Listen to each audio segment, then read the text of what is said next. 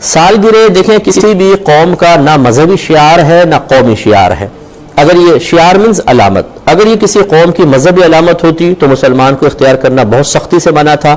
اگر قومی علامت ہوتی اسی قوم کے ساتھ ہوتی تب بھی مسلمان کو اختیار کرنا منع تھا. لیکن یہ کسی قوم کا نہ قومی شعار ہے نہ مذہبی، یہ ایک ایسی رسم ہے جو عام طور پہ بہت ساری قومیں اختیار کیے ہوئے ہیں، لہذا سالگرہ منانے میں شرعاً کوئی حرج نہیں ہے.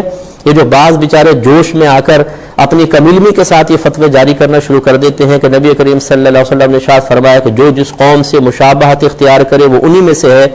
ایسے جو بیچارے کم علم مبلغین ہیں ان سے میری گزارش ہے کہ پہلے اس حدیث کی شرح پڑھ لیں، یہ کہاں پر حدیث کا اطلاق ہوگا، اس کا مصداق کیا کیا ہے، تب آپ فتویٰ نویسی کرنے کی کوشش کریں، ورنہ نہ کریں اور اس منصب کو مفتیان کرام کے پاس ہی رہنے دیں تو آپ کے حق میں بہت بہتر ہے. تو سالگرہ شرعاً بالکل جائز ہے.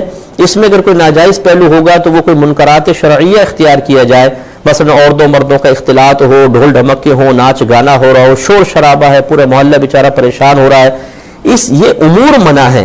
لیکن نفس سالگرہ منع نہیں ہے. اگر دو چار آدمی جمع ہوتے ہیں، کوئی شور شرابہ نہیں، کوئی غلط کام نہیں ہے اور کاٹتے ہیں اور happy birthday to you کہتے ہیں تو اس میں شرعاً کوئی حرج نہیں ہے. شریعت نے اس سے منع نہیں کیا، اور اگر کوئی کہتا ہے منع کیا تو لائیے قرآن و حدیث سے ثبوت لا دیجئے. میں بھی یہاں ہوں، آپ بھی یہاں ہیں زندگی میں، ورنہ قیامت تک لا کر دے دیجئے، اور انشاءاللہ ہم یہ کہتے ہیں دعوے سے آپ قیامت تک لا نہیں سکتے ہیں.